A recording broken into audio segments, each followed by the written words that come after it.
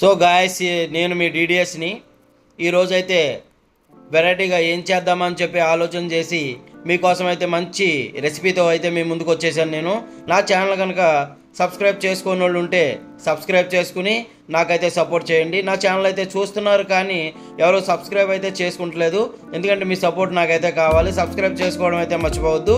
ఈరోజైతే నేను మటన్ కైమా వరల్డ్ మీకు వేసి చూపించబోతున్నాను. దాన్ని అయితే నేను మార్కెట్కి వచ్చి ఒక ½ కేజీ అయితే తీసుకోవడం జరిగింది. నేనైతే ఇంటికి తీసుకెళ్ళిపోయి చక్కగా అందులో కావాల్సిన రెసిపీలన్నీ కూడా కలిపి ఏ విధంగా చేస్తాననేది కూడా మీకు ఈరోజు చూపిస్తాను. మీరు కూడా చూసి నా వీడియోని ఫాలో అవుతారని చెప్పి నేను. హలో గాయస్, మనం మటన్ కొట్టించేసుకున్న తర్వాత కైమా తెచ్చుకున్నాం కదండి.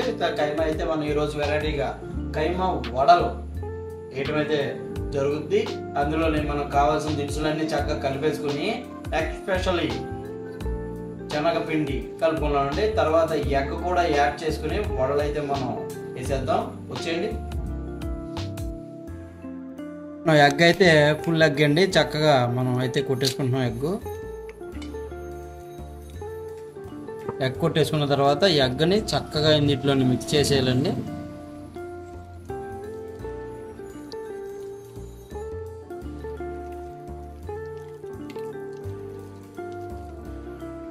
ముందుగా మనం స్టవ్ ఆన్ చేసుకుందాం. ఆన్ చేసుకుని మనం శుభ్రం చేసి పెట్టుకున్న అట్ల ప్యాను,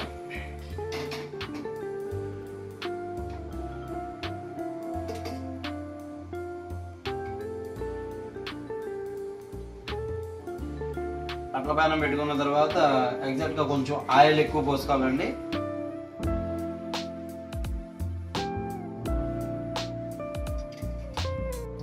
కైమా అయితే మనం ఎగ్ కలుపుకున్న తర్వాత కొంచెం బాగుందండి. దీన్ని మనం అట్ల ప్యానం వేసి అందులో ఆయిల్ వేసాం కదండి, ఆయిల్ కూడా మరిగింది.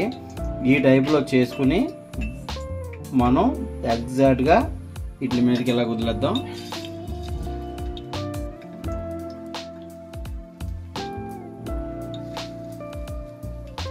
ఇలా చక్కగా చేసుకుని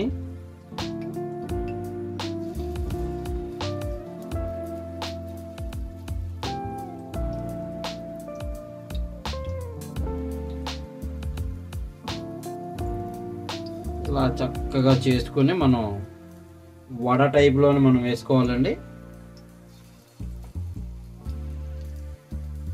అసలు మామూలుగా ఉండదు.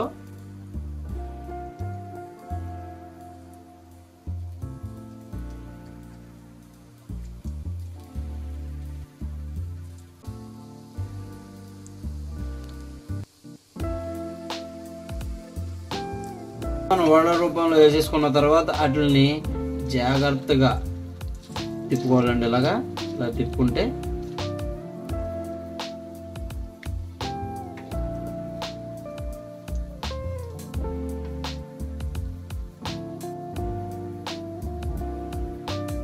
మనకు లైట్ బ్రౌన్ కలర్ వచ్చేదాకా మనం వేయించుకోవాలి ఫ్రెండ్స్. లైట్ బ్రౌన్ కలర్ వచ్చేదాకా అయితే మనం వడ అనేది చక్కగా వేగాలి. వేగేదాకా వెయిట్ చేసేద్దాం. వెయిట్ చేసేసిన తర్వాత తీసేసుకుని దాని టేస్ట్ ఎలా ఉన్నది అనేది కూడా మీకు చెప్పేస్తాను. చూసారండి, ఇంత రోస్ట్గా వడ చక్కగా ఇలా రోస్ట్ అవుతే సరిపోద్ది. తీసేసుకుందాం. మటన్ వడలు అయితే తయారైపోయానండి. వీటిని టేస్ట్ చూసేస్తాను ఎలా ఉంది ఏంటి, ఎంత స్పైసీగా ఉన్నది అనేది కూడా ఈరోజు మీకు చూపించేస్తాను. ఇవన్నీ చాలా చక్కగా ఇలాగా బ్రౌన్గా వేగేదాకా మనం ఉంచుకోవాలి. ఇదైతే నేను టేస్ట్ అయితే చూసేస్తాను.